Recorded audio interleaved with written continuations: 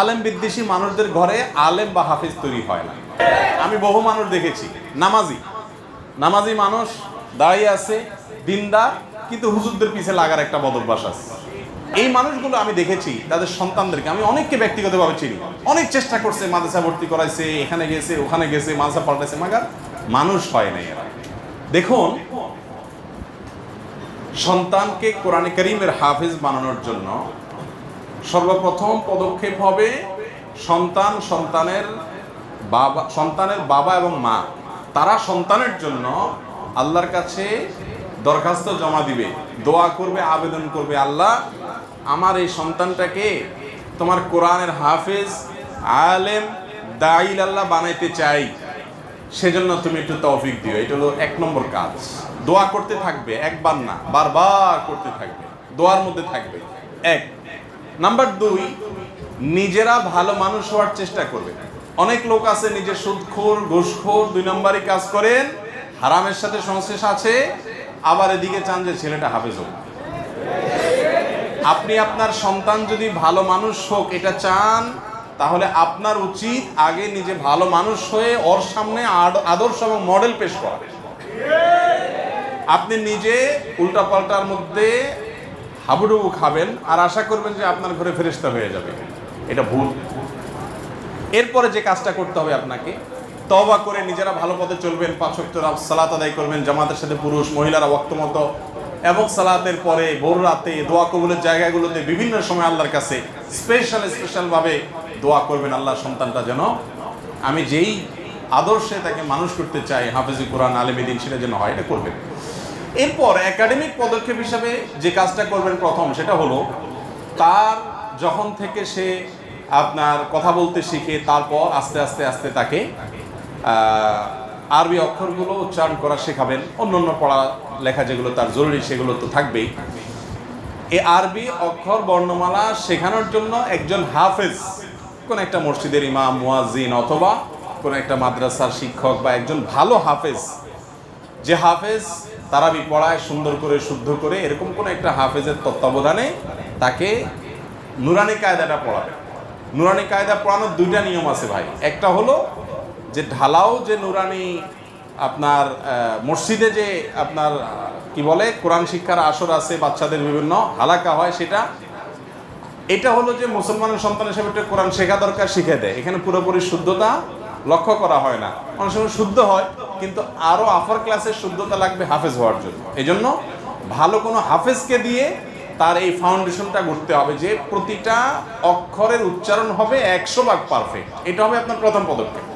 এটা যদি করতে পারেন তাহলে আল্লাহর রহমতে আপনার 6 মাসের কাজ 1 বছরের কাজ আগায় গেল। এটা কিন্তু 1-2 মাসে সম্ভব। আমাদের বেশিরভাগ ভাইয়েরা নিজেরা না জানার কারণে এই জায়গাটাতে ভুল করে ফেলেন। আপনি কিন্তু মক্তবের গতানুগতিক পড়া দিয়ে হবে না। যে হুজুরের কাছে দিবেন তাকে বলবেন যে ভাই আমি তাকে হাফেজ বানাবো, অতএব হিফজের যে ফাউন্ডেশন সেটা দিতে হবে। 50 তলা বিল্ডিং এর ফাউন্ডেশন আর 5 তলা বিল্ডিং এর ফাউন্ডেশন একরকম হবে? অতএব যেহেতু সে হাফেজ বানাতে চাই তাকে, অতএব তার ফাউন্ডেশনটা ওইরকম হইতে হবে, উচ্চারণটা হইতে হবে একদম পারফেক্ট সহি। কোন রকম শুদ্ধ উচ্চারণ আমাদের সবার আছে, কিন্তু যারা হাফেজ তাদের উচ্চারণটা একটু ভালো থাকে আমাদের দেশে। তো এটা করবেন 1। এর পাশাপাশি তাকে হিফজখানায় যখন সে ভর্তি হওয়ার উপযুক্ত হবে তখন তাকে ভর্তি করবেন।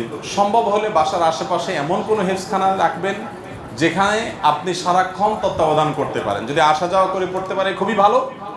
আবাসিক থাকা অনেক ফজিলত আছে, উপকার আছে, কিন্তু বাসায় যদি ভালো পরিবেশ দিতে পারেন তাহলে আসা যাওয়াও করতে পারে। আবাসিক দিলে এমন পরিবেশ যেন হয় যেখানে বাচ্চার কোনো কষ্ট না হয়। তার কষ্ট না হয় বলতে এরকম কোনো কষ্ট না হয় যে কষ্টের কারণে সে ভেতরে কোরআনের প্রতি বিদ্বেষী হয়ে ওঠে বা বিতৃষ্ণ হয়ে ওঠে। একজন সাহাবী বলেছেন, লা তুমিল্লা বিহাদাল কোরআন, আল্লাহর এই কোরআন দিয়ে মানুষকে বিরক্ত করিও না। মানুষ যতটুকু নিতে পারে তার চেয়ে বেশি তুমি দিলা, এত বেশি কোরআন পড়াইতে থাকলা যে সে নিতে চাচ্ছে না, তারপরেও জবরদস্তি দিতে চাইলা, তো অতিরিক্ত দিলে সে বিরক্ত হয়ে যাবে। এই জন্য আল্লাহর কোরআন দিয়ে কাউকে বিরক্ত করবা না। সেখানে একটা ছোট বাচ্চা, অতএব সে কতটুকু নিতে পারে, তার চেয়ে বেশি প্রেশার হয়ে যাচ্ছে কিনা, তারপরে টর্চার হচ্ছে কিনা, জুলুম হচ্ছে কিনা, এগুলো লক্ষ্য রাখতে হবে। এইসব বিষয়গুলো আপনি তত্ত্বাবধান করবেন, খেয়াল রাখবেন, মনিটর করবেন। 2 থেকে 3 জন আলেম ভিন্ন ভিন্ন, তাদের সাথে পরামর্শ করবেন কোনটায় দিলে ভালো হয়, কোনটায় মারামারি অতিরিক্ত টর্চার নাই, এবং ঢালাও বিছানা এক মশারিতে শোয়া সহ যে ঝামেলাগুলো আছে সেগুলো যেন না হয়। হ্যাঁ, সব দিক থেকে চৌকান্না হয়ে দিবেন। এরপরে কিছুদিন পর পর একজন উস্তাজের মাথা হাতে মনিটরিং করাবেন, ফলো আপ করাবেন যে কদ্দুর আগাচ্ছে বা পিছাচ্ছে।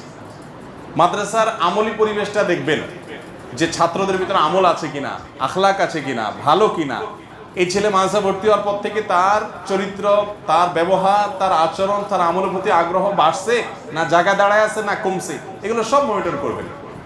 আমরা অনেকে আছি যে মাদ্রাসা ভর্তি করে দিছি, একটা পাঞ্জাবি একটা টুপি পরায় দিছি, আর কোরআন আর রেহাল ধরা দিছি, তকরালা দিয়ে দিছি।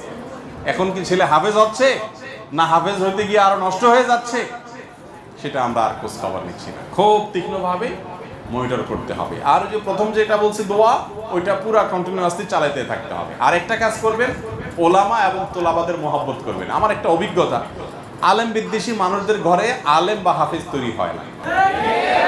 আমি বহু মানুষ দেখেছি নামাজি মানুষ দাঁড়িয়ে আছে, দিনদার, কিন্তু হুজুরদের পিছে লাগার একটা বদভ্যাস আছে। হুজুরদের খোঁচাখুচি। হুজুররা ফেরেশতা না, হুজুররা দুধেরও দোয়া না যে তাদের পিছে লাগা যাবে না।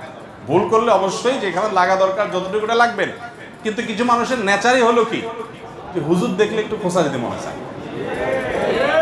আবার এই মানুষগুলো আমি দেখেছি তাদের সন্তানদেরকে, আমি অনেককে ব্যক্তিগতভাবে চিনি, অনেক চেষ্টা করছে, মাদ্রাসা ভর্তি করাইছে, এখানে গেছে ওখানে গেছে, মাদ্রাসা পাল্টাইছে, মাগার মানুষ হয় নাই এরা। আর এর বিপরীতে আলেম এবং তালেম ইলমদের প্রতি ভালোবাসা থাকবে, স্নেহ থাকবে, মমতা থাকবে। আল্লাহ তাআলা সাধারণত এই ঘরে যদি অন্যান্য শর্তগুলো ঠিকঠাক মতো পূরণ করে হাফেজ আলেম তৈরি করে দেন, আলহামদুলিল্লাহ। অতএব আমাদের ভালোবাসবেন, তালেব ইলমদের ভালোবাসবেন। আল্লাহ আমাদেরকে তৌফিক দান করুন।